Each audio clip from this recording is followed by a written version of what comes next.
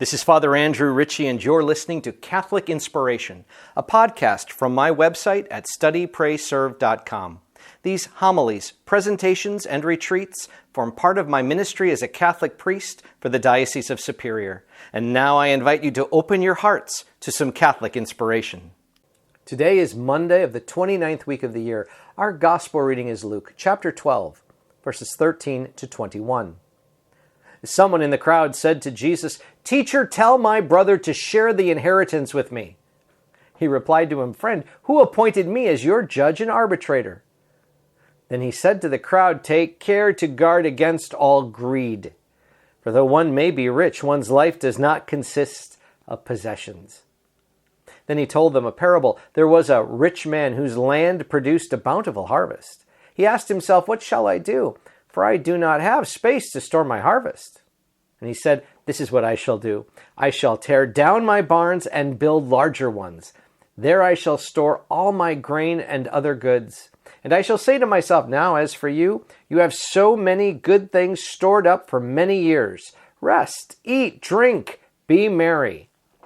But God said to him, "You fool, this night your life will be demanded of you, and the things you have prepared, to whom will they belong? Thus will it be for one who stores up treasure for himself, but is not rich in what matters to God." Oh, this is such human nature. Tell my brother to share the inheritance with me. And this notion of be careful about greed. Be careful about greed. That insatiable desire that says I want more and more and more, and it's never enough. It's never enough. Be careful. Be on guard. For though one may be rich, one's life does not consist of possessions. Now, that's great advice. And boy, talk about a parable that really speaks to a modern issue. Because it's so easy to try to soothe our souls with stuff. Oh, you know what? You're not happy? Just buy something. You want to be distracted? Go out, buy something. You want to do a little shopping and see what's out there? I'll go buy something. Spend your money. Now, don't get me wrong. We need to spend money for things that are useful and of value and practical and prudent. And we should be wise and good in our stewardship for what's been entrusted to us. I believe all of that. But it's this notion of a hunger in us that is never satisfied. That owning something, buying something, is our answer when there's something restless within our hearts. It's never going to work. It's never going to satisfy the deep longing. So this parable where Jesus speaks about someone they're loaded, they got plenty, they're going to even store all their stuff in bigger barns and silos and spaces. Now I can kick back. And yet, with one simple turn of the wheel of fortune, everything changes. Your life will be demanded of you.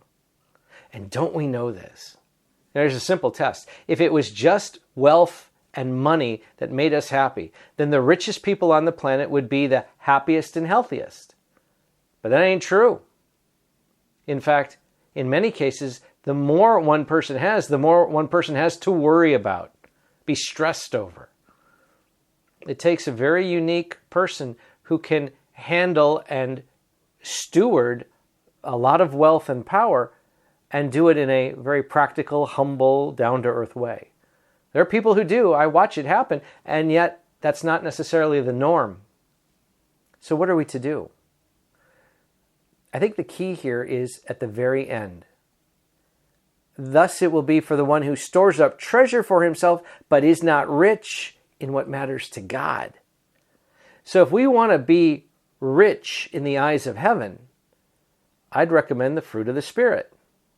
We should be wealthy in our love, our joy, our peace, our patience, our kindness, our goodness, our faithfulness, our gentleness, our self-control. We should be wealthy with the gifts of the Holy Spirit. Wisdom, fear of the Lord, that deep notion of how we stand in God's presence because we encounter the Holy Spirit and we are open to the Spirit moving in our lives. Now that's spiritual wealth. And get this, that's wealth that we actually take from this life to the next. That's something we really can take when we die with us. All the love that we have here on earth, that follows us into eternity. And if there's no love in our hearts, that follows us into hell. Friends, today it's a good day to reflect on the stuff that we have. And there's really just one simple question. With our stuff, am I using it or is it manipulating me? Let me say that again. Am I using my things? Am I a good steward of the things I have? I use them wisely. I use them well. Or are those things imprisoning me, chaining me, limiting my life? Are they directing me into ways and shapes and behaviors that aren't healthy or good? Am I in charge of my life using the things I have? Or are the things that I have directing my life and guiding me, maybe in ways I don't really want when I look at it clearly? In the end, everything that we have is returned to God.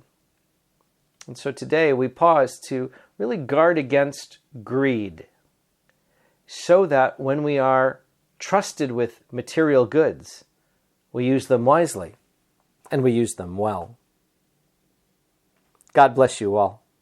This is Father Andrew, and I hope this podcast inspires your faith. Now, if you found it helpful, please share it with a friend. And you can help me by leaving a rating and a review. I keep all my listeners in my daily prayers, and I ask for your prayers in return. God bless you, my friends.